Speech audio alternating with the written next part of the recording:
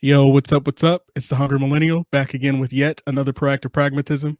On this Proactive Pragmatism, we're carrying on with our series, Millennials Are. This next millennial is a mother, nurse, doula, and lactation expert, Miss Hannah Howell.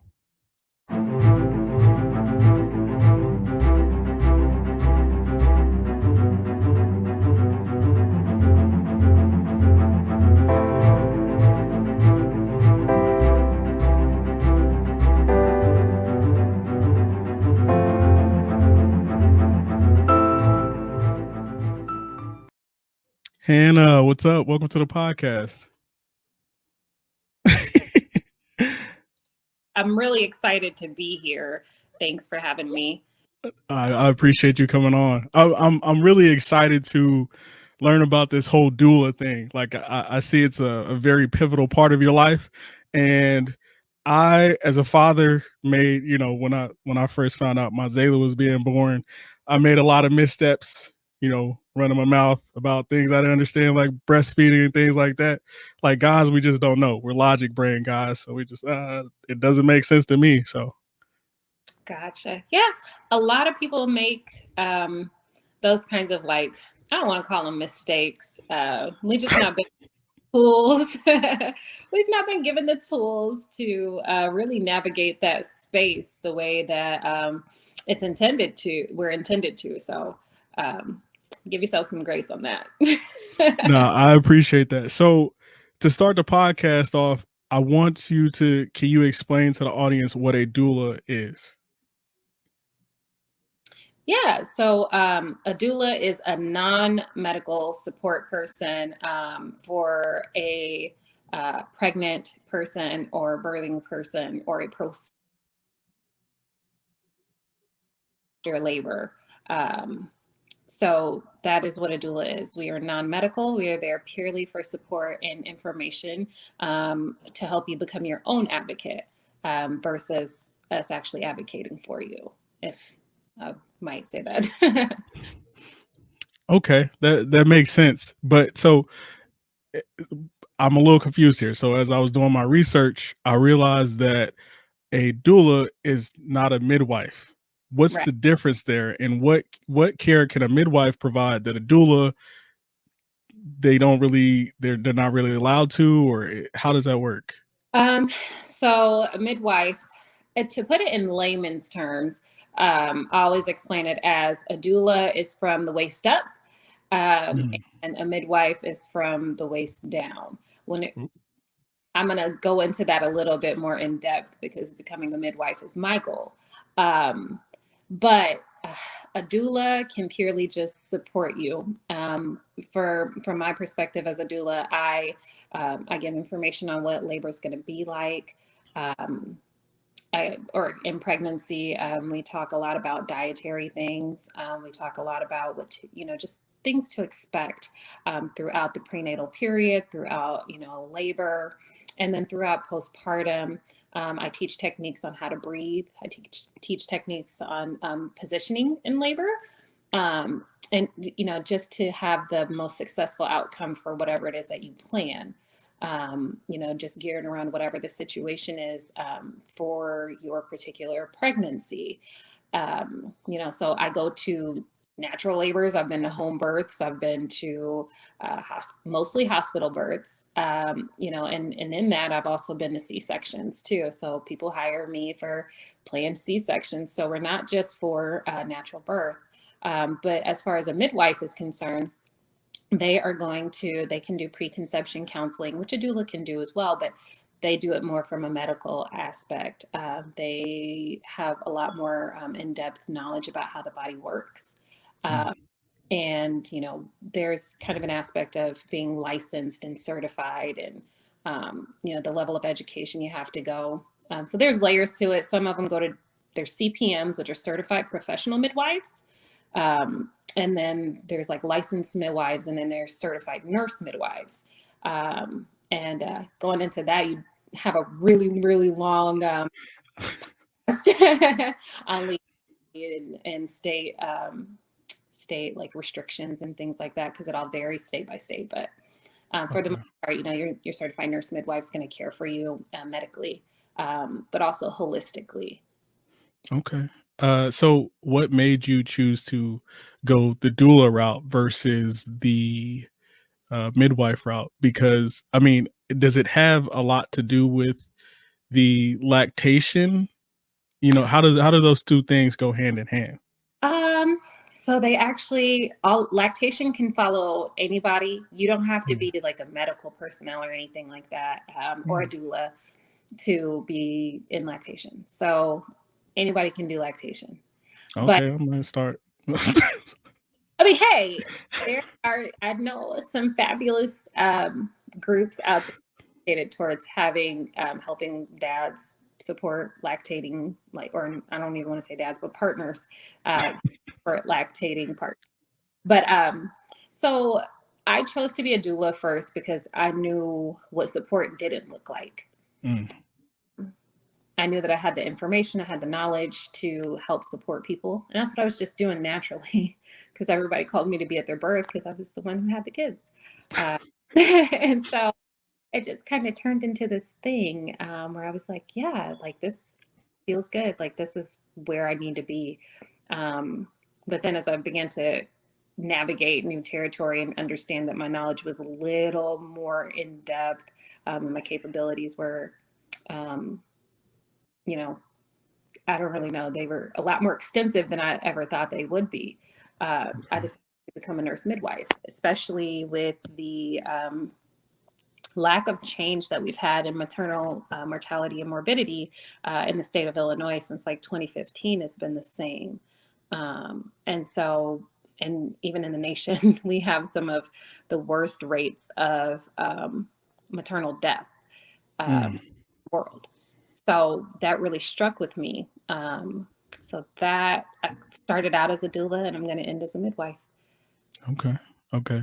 So that's really interesting that you say that because when I was researching, I was kind of going down this rabbit hole of the worldwide, it's like the statistics is something like 20% of like doctors like do like C-sections. Like it's the recommended, but in the States, they have some hospitals that are like 50% C-section.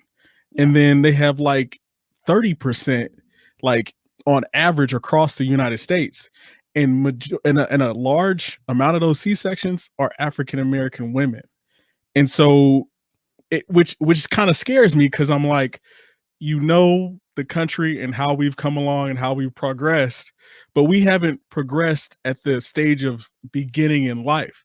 So what has your experience been navigating the realm of birthing as an African American female? Because that has to be even harder as a woman of color. Uh, so it has actually been really, it's a really tumultuous experience. Mm, It, you know, facing these statistics, which I could go so far into mhm, when I think about it from a research aspect. You know, just the statistics that you have are based on research experiments that, you know, did not have actual Black women in mind, didn't have Black women behind the scenes, didn't involve the opinions of the Black women being studied. So you could only imagine how much worse it could get once they are involved, which is happening mm, now, because there are a lot of Black women who are like, naturally, as always, we mhm, take the reins on things and to make our be our own change. Um, and so for me, I know a lot of people look at the statistics and they say, okay, well, Black women are, you know, sometimes it's 2 to 3 times more likely than a white woman to die from pregnancy related causes. Sometimes it's 2 to 4. And when I look at that, like, yeah, that statistic is scary, right? But I also think about, as a healthcare provider, the lack of Black practitioners. So not even just practitioners, but nurses, mm, because nurse, there's very small amount of us out there. And not a lot of us are in obstetrics and gynecology. A lot of us are not in labor and delivery, recovery, and postpartum units. And obstetrics and gynecology has a very long, very racist history. Mm. I think that there are so many layers to what is happening in our country, and actually really, and even like in places like the UK where their rates are pretty bad too, that are very systemic in nature, that we really have to, not everybody has to visit, but I think it's just a matter of listening to Black women because we're doing the work. Yeah. No, I completely believe that. And the weirdest part about that is like, if we really go back to our roots, a lot of Black women breastfed white children in slavery. Like, that's what Big Mom in the Big House was about. Yes. And so it's really, it's like, it feels like you wouldn't get your unjust due. Like, I heard a horrific story about like how there was the individual that was given the anesthesia basically held the woman down, and then the doctor was like, he was like, do you want your baby to die? And then, like, I feel like that's one of the worst things that you could ever say to a woman who, like, literally the statistics say that she has a higher chance of dying during labor. So that has to send her heart rate through the roof. And you've got something that's like, you're literally bringing a human life into the world at risk of another human life, and you want to add that type of pressure. Like, I remember being at the hospital at I think it's Sarah Bush Lincoln, and like, I couldn't. Zayla Mama went, she's a trooper. It's funny. I was the first person to hold her, and like, because she had the C-section, she tried it, but it just kept escalating, and there was nothing I could say to make it anything. I held her hand, whatever. But imagine somebody who's supposed to be taking care of you yelling at you and telling you that your child's going to die, when it's one of those situations where I feel like you would want to drop the heart rate. Like, you're a registered nurse, so I'm not a nurse or nothing, but I feel like you would want them to stay calm and keep that heart rate at bay. Have you heard a lot of horror stories like that, or? Yeah, I've heard horror stories. I've seen horror stories. Even being behind the scenes, you have to make a lot of executive decisions as a registered nurse when you're on your own. You're taking care of your patient, and you have to advocate for them. So as a registered nurse, I do advocate for my patients, and I stand up for them in situations. But yes, you do see situations like that now. And it's unfortunate. And it's really sad, because I couldn't even imagine going under general anesthesia and being told something of that nature. And it's definitely a matter of having competency, like cultural, social competency amongst providers, which we typically don't have. And we have to look at the situation of how would this have gone if this were, a non-Black person? Would you have kinder to this person? Would you have been more gentle with this person? Majority of the time, the answer is yeah. Or not the answer, but the evidence, because nobody's going to admit to that. No. And so those situations are always really, really difficult, really difficult. And there are a lot of horror stories out there.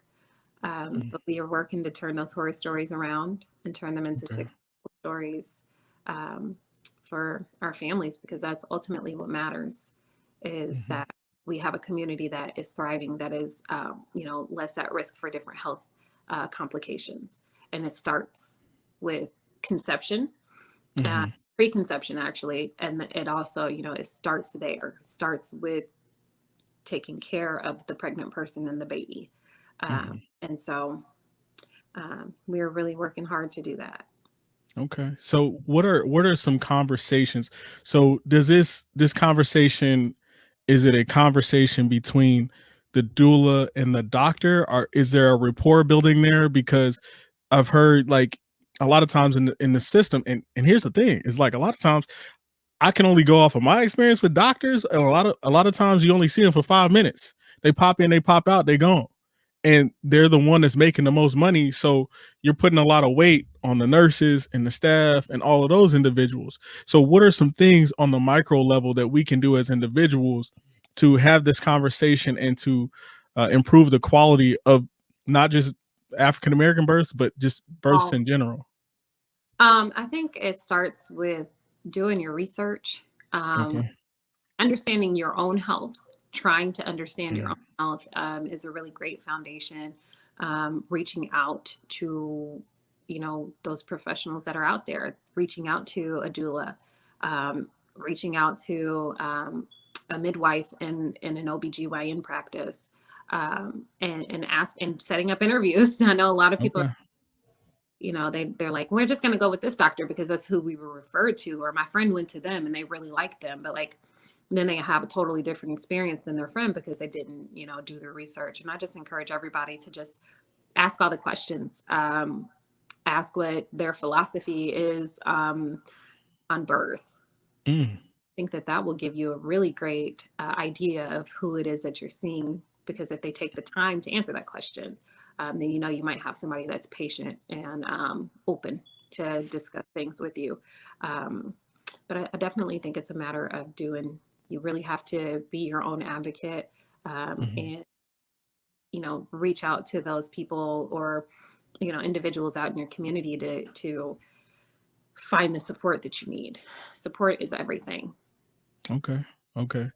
Because so it really sounds like it has to be the person has to lead the charge, and I think it's really hard to have that conversation because we it's hard to have conversations about mental health in the Black community, let alone trauma and burdens and everything else, and like hurt people. So like a Yeah. lot of times, you have people that are in a bitter situation, in a bitter circumstance.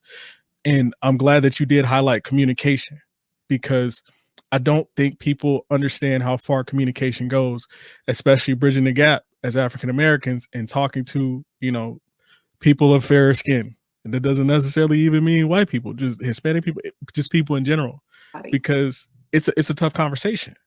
Like Yeah. I literally, and I'm just a FedEx man during, for full time. Like, I go up and people think I'm mean. And I'm like, Yeah. maybe I'm just a hardworking guy that's trying to make it home and Yeah. deliver these packages. And so it's like it's kind of weird, because it's like if I'm seeing these things on the outskirts, internally, a lot of those things, you see those things and you see those perceptions. And even while I was on deployment, there were hard conversations we had to have about race. And people are like, yeah, oh, well, when I served in the military, it was like da da da da. And I'm like, you're talking from your perspective, Yeah. not the perspective of an African American. Yes. Like, go ahead. I think it's like I said earlier, it's just a matter of in listening to Black people. Like Yeah. we would have such a different outcome, not only from the birthing world, but from every world, if people would Mhm. just listen to us and not deny our experiences. Yeah. Uh, Mhm. you know what I mean? Just being open, and that's something that there's a lot of resistance toward. Um, and I just kind of want to hit. I know we spoke a little bit earlier. I might be changing the subject a little No, bit. go ahead. Do your thing. It's about you, not me. Yeah. Well, you said, just talking about how like our grannies and things like that, Mhm. they breastfed. And so I had a shirt on. I don't know if you saw the picture where it was like, it basically was like Black breast milk built the nation or whatever. Mhm. And, I go back to the time where there were enslaved African women who were Mhm. eating, um, you know, children that weren't theirs because they didn't have a choice. They had to. And then get home and they can't even feed their own babies, and their babies are dying. No, Mm. their babies are dying. They were dying at atrocious rates, and they're still dying at atrocious rates. Mm. And if we wanted to go down that route, but for me, it's about my ancestors. It's Okay. the grand midwives who used to be out in the community. I mean, my mother was delivered by a grand midwife, who Oh, was her great aunt, and at home. And wow. you think about all these smaller, or you think about the Black community as a whole. Our babies were delivered. A lot of babies were delivered at home by a mother-like figure in the community who knew what she was doing. Um, Mhm. obstetrics came into place, you know, a pretty much white male dominant field that took over women's bodies, stripped those rights away from Black grand midwives. And so it even got to the point where there were schools who would not allow Black women. I mean, Black women couldn't even be nurses.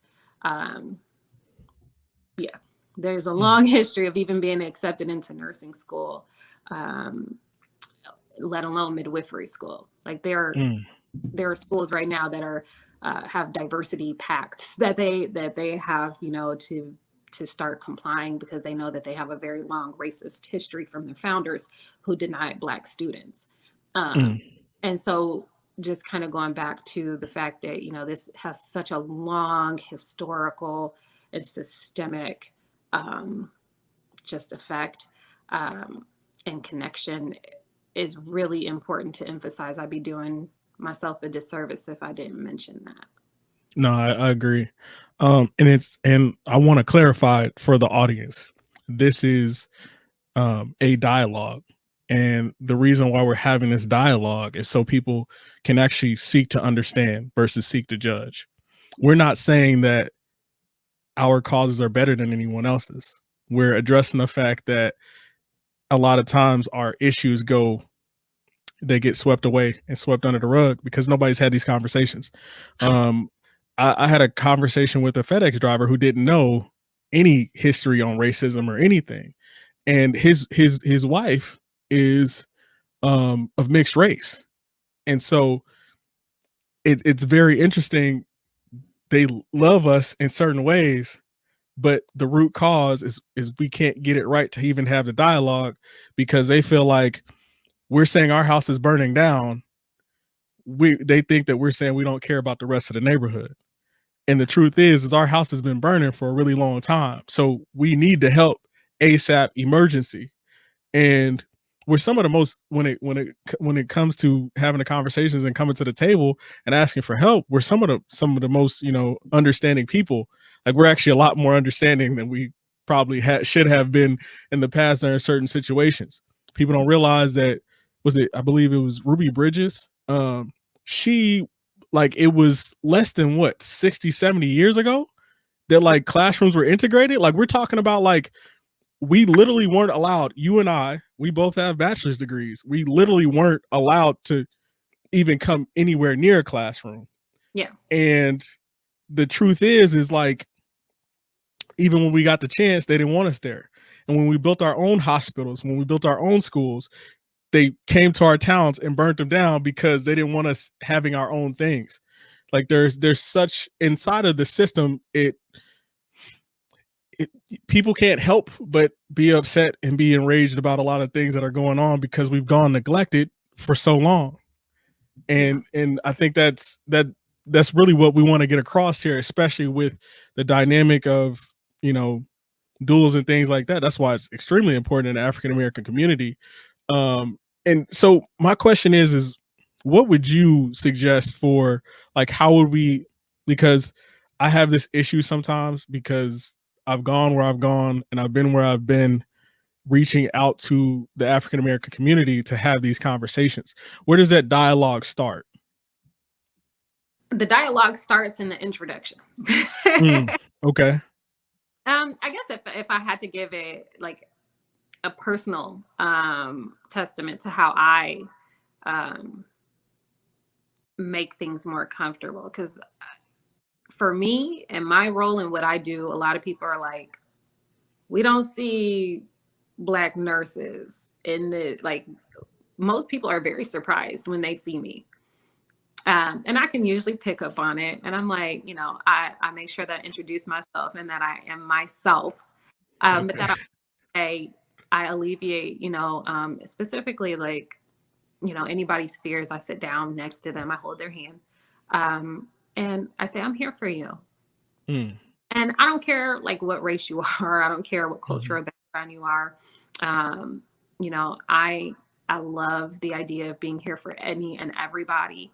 You know, your abilities don't matter to me. If I need to learn how to do American Sign Language, which I'm learning now, I'm going to do it.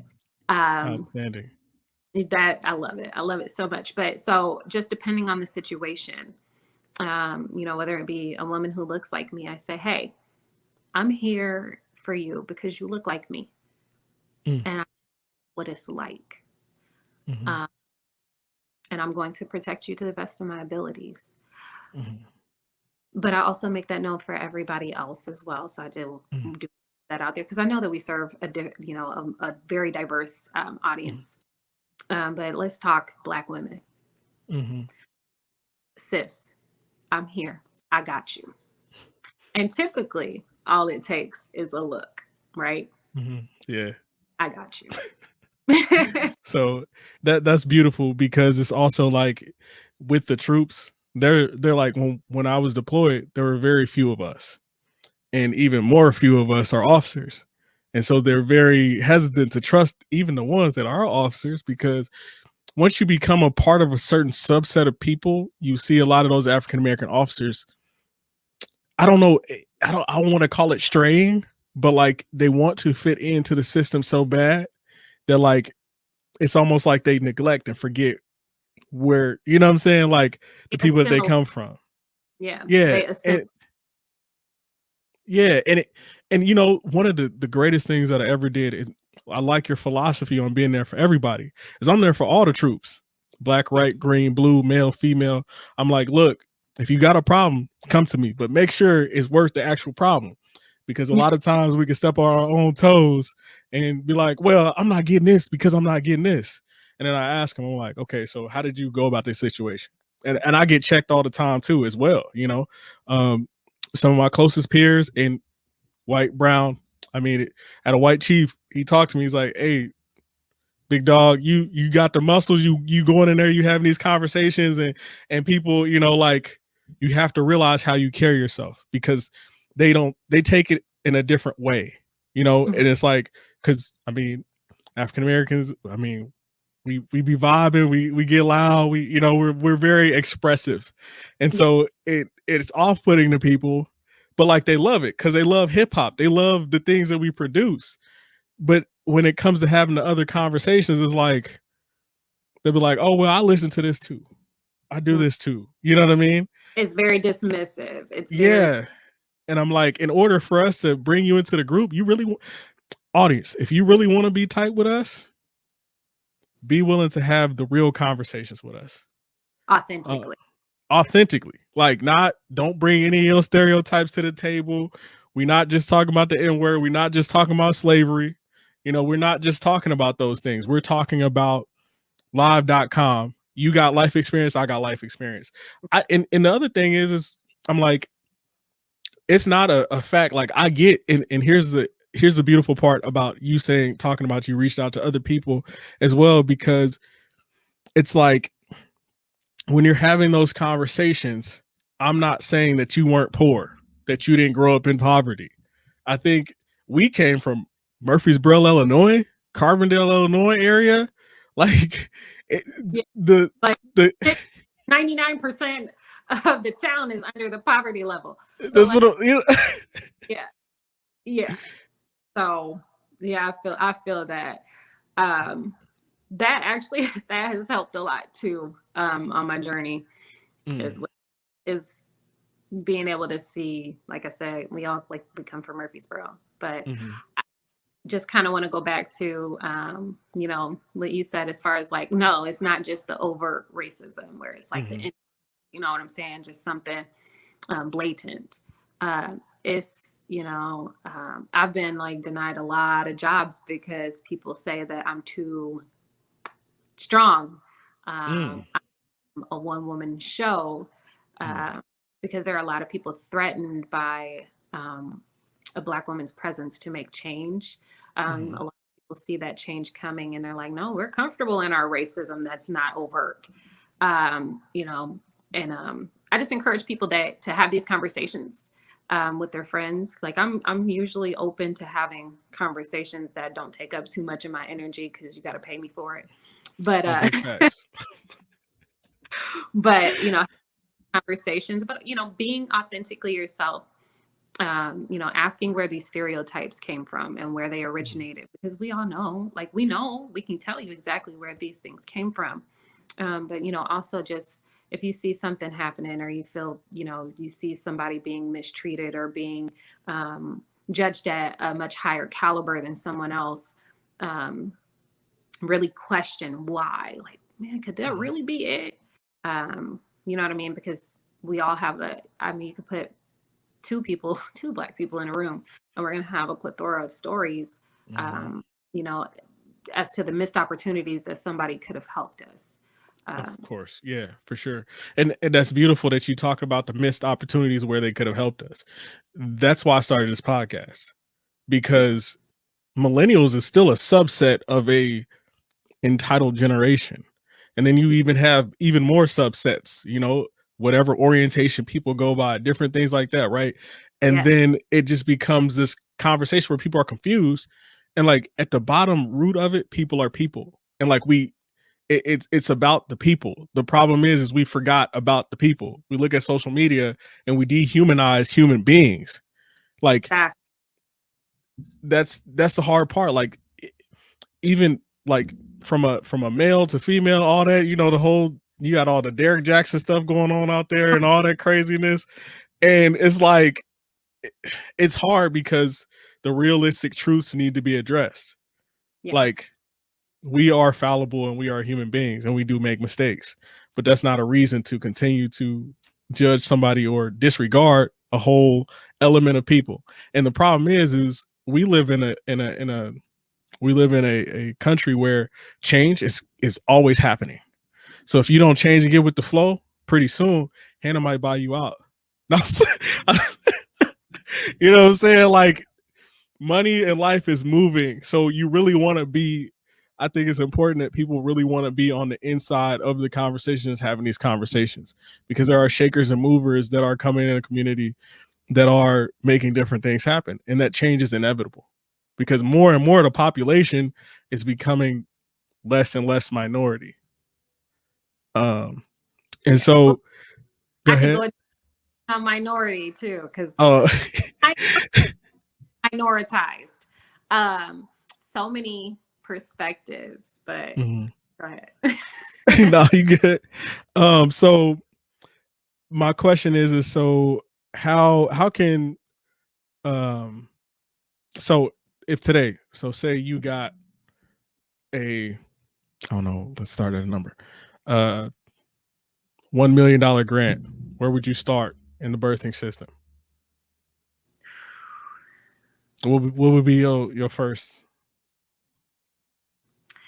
That is really difficult. That is really difficult to answer. I see, when you say that, I see so many things. I could like start with number one. What's the number one thing you're gonna solve in the birthing world? Okay, let's start with Southern Illinois. What would you do with the $1 million grant? I would open my own birthing center. Okay, a birthing center. A birthing center. And is there a birthing center in Southern Illinois? Okay. Just a couple of hospitals, which aren't very good. Let's be honest. Well,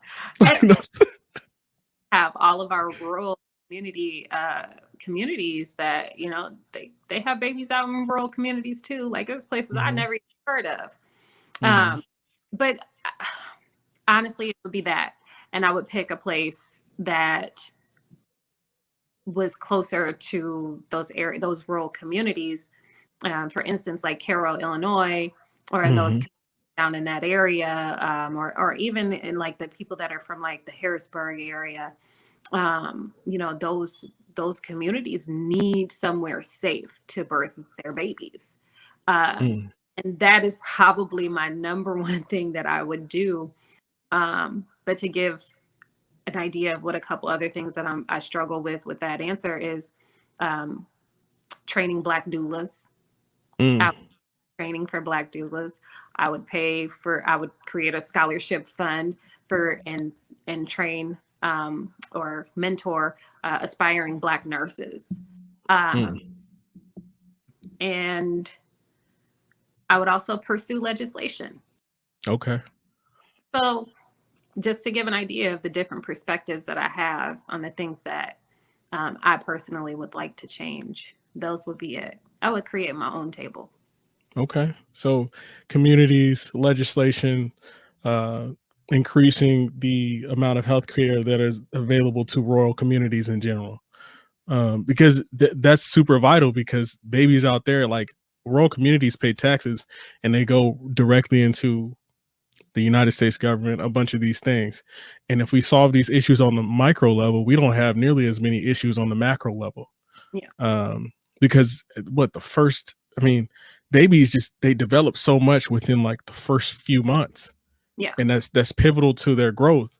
And then there are also, from my research, there are also some complications that can, affect the child. And now we're spending more resources on putting them in a home where they're trying to get care. Like my mom, see, I have a very special place in my heart for like CNAs and nurses, because my sister, she went to CNA school. Shout out to Delilah. My mom, she's always been in caregiving. And a lot of times as African Americans, that's where they stop. But they have such big hearts that they stay in these places. Like my mom was telling me, like, she worked in a home where they were all blind, like, and their families had left them. Like, this is where your community dollars in a lot of ways are going. But a lot of these issues that are affecting the disabled happen prior to birth. Like I heard, like, as early as like, what is it, like 37 weeks, a doula can help and start really making those changes and start getting in there and providing that care and that opportunity for, those the patients. And that's pivotal, because most like most young ladies, they don't know very much about pregnancy. They just go to a doctor, show up, hey, I got a doctor, this doctor so and so, and that's it. Yeah, it's a lot like just in my experience, and it's all groups, all all people, have this really unrealistic expectation what labor and delivery is like. So they're like, hey, I showed up to the hospital, they told me to be here, I'm getting induced, and then it's like, oh, I got to get an IV. Like, yeah, this, the lack of education that we have regarding our bodies is astronomical. But we have to do better. We've got to do better. For sure. I agree. So how early, so are you like, do you specialize in a certain part of doula, or is it just like when they call you, hey, I need a doula, like, is that postpartum, or is that like pre, or is like, how does that work? So I do preconception, Okay. but not quite as often as I do the prenatal and the delivery. So when I get hired, most people want me for they're already pregnant, and we do prenatal sessions, and we talk about how they want their birth to go. We write out a plan. We ensure that the providers understand that I'm going to be present and that they are working on expanding their knowledge about birth and in the process, and to respect the things that they want. So that's typically what I do. And then I'll have like a couple of postpartum days, unless someone decides like they want me around for a little while. Okay. Typically how that goes. But I wish more people would do preconception counseling, because then you get a better idea of your body, kind of where it's at, your cycles. You're able to plan, and not that you can really plan, I think, but you're able to, and you're able to become one with your body that, in the busyness of life, we've kind of become disconnected from. So that's the beauty of preconception doulas to me. So I'm kind of all over the place, but, like I can get a twin delivery and they're 36 weeks, like, hey, I'm at the it's time, it's getting close to time, you know, can you help us? And absolutely, yes, I can. Okay. Okay. What so you're also a lactation expert. So what myths are there? Like, what are some of the biggest myths that you hear about breastfeeding out there? So many. Give me three. Give me three. Give me three. So I will specifically speak to the Black community on this, as far as like the fact that, oh, if you breastfeed your baby, you won't be able to leave your baby with anybody else. Like nobody's going to want to watch your kid. Mm. Says who? Where's the research on that? So that's number one. Plenty of people have breastfed and other people have watched their children. And just I guess the myth that if you have small breasts, you won't be able to produce milk, or that, oh my gosh, I actually should have said number one, that breastfeeding is nasty. Breastfeeding, like in a sexual way, breasts are meant for sex, and it's like, no. Actually, never. They're not. They have literally nothing to do with. They are not. They will not be sexualized in my eyes, or in any of my surrounding areas, because you will not get away with that. But just if like we definitely just need to normalize breasts for what they were made for, and that's to feed a baby. And it's okay. It's okay to want to explore that. It's not weird. It is fulfilling, and it is joyful. Some days not so much. It's difficult for sure. But when you have the right support and you seek the right support, it definitely does change things. But just that you were made to do this. And it's not a sexual thing. And your body doesn't belong to your partner. No. They also don't belong to your baby. So they belong to you, and you decide what you want with them. So I'm glad you addressed. If there was one I had to really. I'm glad you addressed that autonomy, that human autonomy, like your body is yours. And I think that's really beautiful, because the fact that like I'm raising a young girl, a young lady, and I want her to be comfortable with, you know, her body and, you know, all those things. Cause her mom breastfed. It was uncomfortable for me, but like, who cares what I think? Like, I'm not the one, you know what I'm saying, that needs this nutritious, you know, amazing substance that's going to help grow her brain and help bring that brain power. Like, she is super smart. This kid is just, she's like the smartest kid I've ever met. And it's just like, but those things were pivotal. And if I got some advice for the fathers out there, you know, if you're in a baby mama situation, whatever you know, I was young, I made some decisions out there, and be patient. Be patient with the process. Have the conversations. Don't be a knucklehead, because that, you know what I mean, now you arguing and it's throwing things off and things like that. And now you have to focus on what's the most important thing as a father, and it's that your child becomes developed, that your child becomes the person they might become, the person that changes the world. So those first couple months are extremely pivotal. And that's really beautiful. I'm glad that you came on the podcast to talk about this. And for a lot of people, it's going to be like a different change of, I was like, you know, we need that spark on the podcast. We need that variety to have that conversation, because women are life. Like, we all came from a woman, regardless. However, and the chances of us being born is like 1 in a trillion. So like, it's even crazier how important breastfeeding and all those things are. And we're you know, I'm at a good point with you know, my child's mom, and I tell her every day or all the time that like I'm super thankful that she, you know, takes care of the kid like that.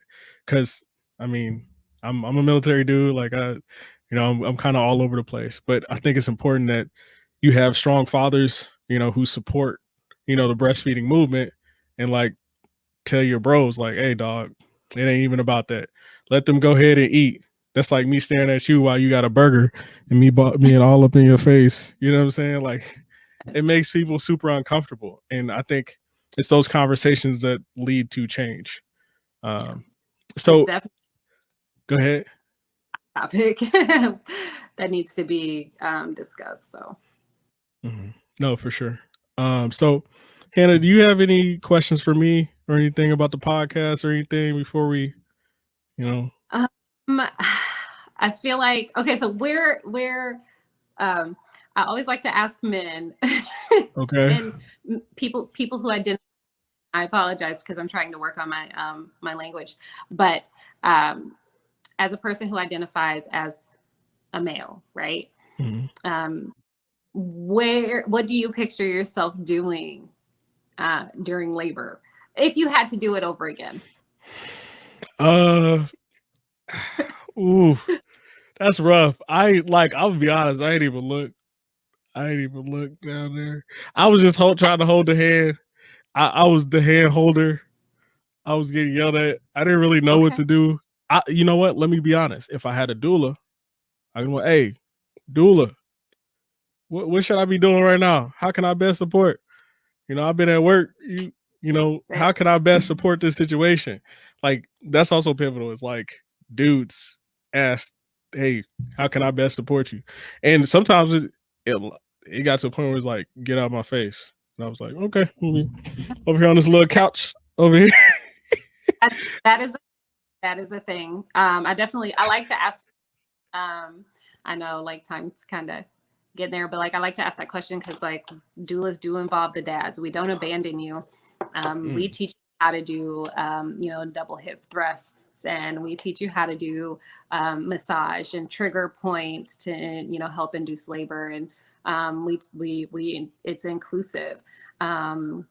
And we even do, me personally, like I ensure the dad's health as well. I'm taking your blood pressure too at their prenatals because you just never know what you'll find and how you can be a support. So I'm supporting the family holistically, all a team. So when I need a break, or when you feel like you really want to be involved, how can I be involved?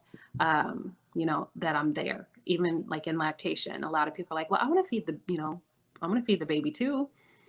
Okay, well, let's discuss how you can support feeding the baby while mom actually feeds the baby, and how you can be involved in that process, especially in the early days.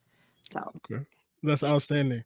Hey, baby daddies out there, fathers, all that, whatever y'all want to call yourselves when you're there, the guy that helped, assist, whatever, be in the fight. Hey, listen to her when she say freeze them bottles and do all that and put them in the ice, man, because I was struggling. I was riding the struggle bus. I'm like, put it in the ice. How much ice? How many? Like we get way too practical. She's like, hey, just put it down. Here, take this one instead of this one because that's too that's too warm. Just come hold the baby. You know what I'm saying? Like, to put the baby on your chest with the shirt off. I'm like, what is this? She's like, it's bonding. I'm like, all right, well, okay. Oh my God. Huh? Did you do it? I did. Yes. A couple times. It was weird, but I mean, it was just so awesome. Because at first, like when she was born, she looked like an alien, and then like she started to develop, and she looked like me, and I was like, oh, okay, we cool. Man. Oh my God. I'm just kidding. Nah, I'm not. Zilla, you did look like an alien when you was born, but they look like little potatoes. They do. It's the cutest thing when you see them like develop features and do all these things. You're like, dang, dog, that's me. Yeah. Why are you looking at me like that? Yeah. They knuckleheads just like we are. So I wish you and the family the best. I appreciate you coming on. If there's ever a hot topic you want to discuss on the regular proactive pragmatism, you come over there. You're welcome to just chop it up, have conversation, talk about the African-American experience, things like that. There are a lot of tough topics out there. And I think a lot of times it just comes with dialogue and having people understand that we are humans and we do care, and our passion, as much I mean, as much as it can come off, as overbearing to people, that passion can also be used to help assist communities in moving things along and bridging that gap. So Yeah. I do appreciate you coming on, Hannah. Thank you for coming on the podcast. Ladies and gentlemen. Really excited. Yeah, I appreciate you. So upcoming next, we have this is gonna be the end of the podcast. I don't know why my camera's moving, but all right, ladies and gentlemen, Hannah Howell.